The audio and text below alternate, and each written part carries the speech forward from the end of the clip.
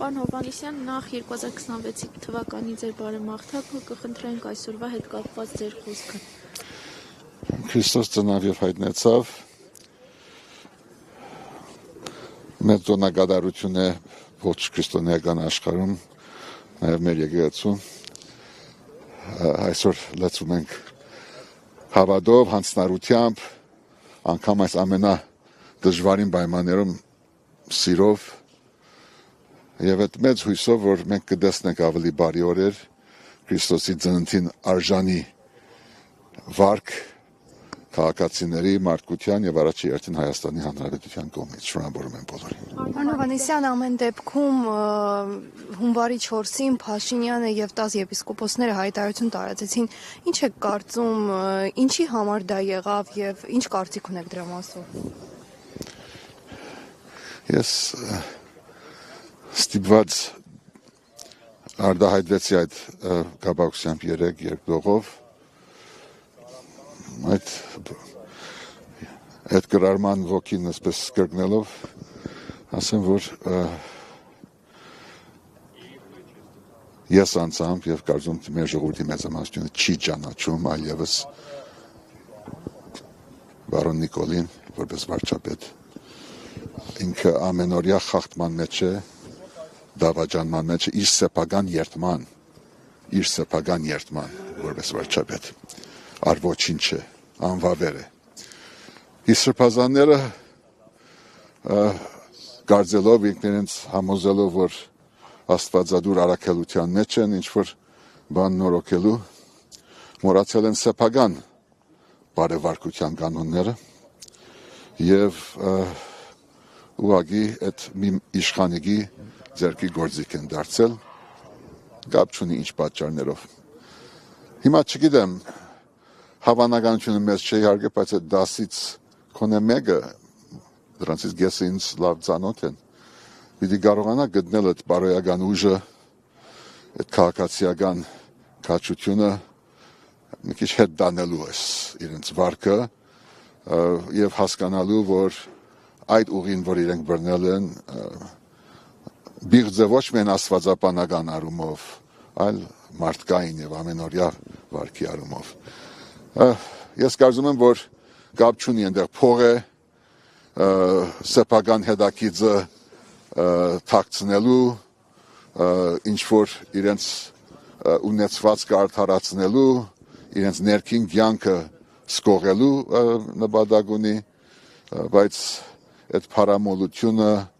մեծամտությունը, ինքնահավանությունը, որը վարակել է շատերին եւ ցավոք սրտի այդ հոգեվորականներին, քոնը պիտի մի հատ բացառություն տեսնի։ Եթե այդ 10-ը շարունակեն որպես 10 խորացնել իրենց վարքը, իրենք այդ չվարչապետի հետ պիտի մտնեն մեր աբակա բադմակրության մեջ, որպես նզովկներ, որպես ոսոխներ հայ ժողովրդի։ Պարոն Հովհաննիսյան, այսինքն չեք բացառում, որ նրանց նկատմամբ գուցե կոմպրոմատներ կան կամ դրանց ստիպում են գուցե այդ քայլերն անել։ Նշեմ նաև, որ այսօր Շվեյցարիայի հայոց թեմի առաջնորդն է նաև միացել նրան եւ ըստ էության նրանք արդեն 11-ն են։ Գիտեք ինչ, իրենց անձնական կյանքի մասին ես չգիտեմ, մեկը գնոջ հետ, մյուսը տղայի հետ, մեկը փողի համար, բոլորն ալ խորանադավ են դարձյալ ցավոք սրտի։ Հնարավոր է, որ իրենց ծառայության ընթացքին կաթողիկոսի հետ լարումներ ունեցել են, անձնական խնդիրներ ունեցել են, վերապարը որոշումներ է կայացել, որ իրենց հարմար չէ, ձեռնդու չէ։ Ես ինքս կարող եմ որոշ բողոք ներկայացնել այս կամ այն կաթողիկոսի վարքի բաղով, թեկուզ իմ քաղաքացիական գործունեության բաղով նայելով դեպի անցյալ, բայց դա որևէ մեկին արդարացում եւ իրավունք չի տալիս մտնել եկեղեցու ասպարեզ, բոստան եւ փորձել դրսից, մանավանդ որպես պաշտոնյա, երկրորդը որպես այդ մեր եկեղեցուն ծառայող հոգեվորականներ պահանջել սա կամ սա, կամ թող մնան եկեղեցու մեջ եւ փորձեն բարեփոխել ներսից, կամ թող իրենք բոլորը միասին այդ բարոն Նիկոլից մինչեւ հոգևորական ինքնական կարգալույց լինեն, հետո թող որպես քաղաքացիներ իրենց պայքարը դանեն։ Դա իրենք իրավունք ունեն, ոչ մեկը չի ժխտում այդ իրավունքը, բայց դանել այս շատ դժոխային բարակման հարցականի տակ դնել մեր հազարամյա արժեքը,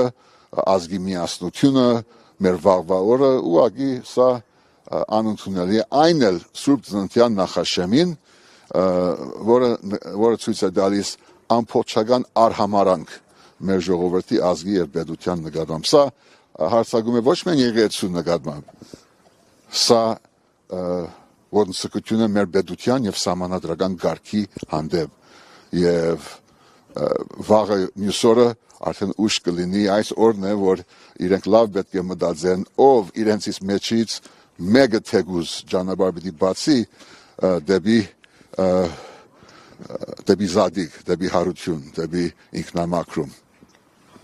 Բոլոր դեպքերում սա այսօրվա իրականությունն է, այո։ Եկեղեցի պետություն լարված հարաբերությունների այս հանգուցալուծումի վերջը ինչպես եք տեսնում, ինչ լուծումներ կան,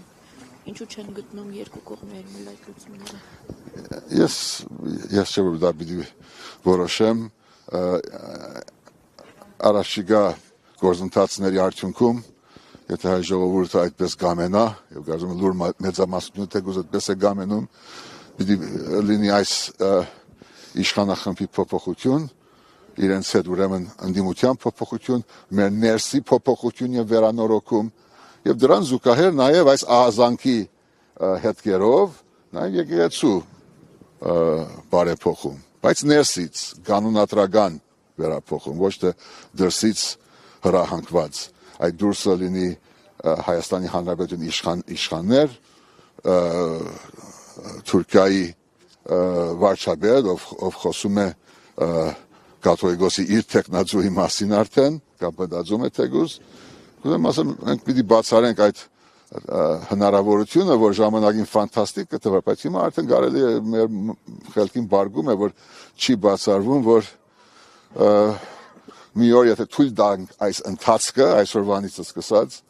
որ ոչ միայն Հայաստանի վարչապետը, այլ կաթողիկոսը, այլ Հայաստանի Հանրապետության քաղաքացին կորոշվի այլ երկրում, այլ մայրաքաղաքում։ Եվ դա ամենաահավոր անեծքը կլինի մեր ժողովրդին։ Պարոն Հովհաննիսյան, արդյոք Նիկոլ Փաշինյանի այս կոչերը, հայտարարությունները չեն տանում պառակտման ու հնարավոր է համարում քաղաքացիական բախումներ։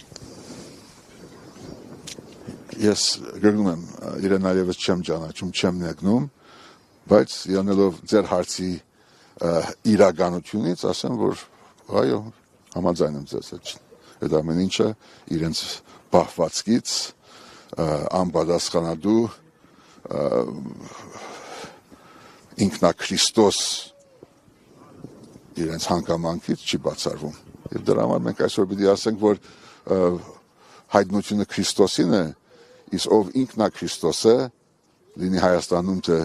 արտասահմանում, ինքը պետք է անեյանա։ Շնորհակալություն։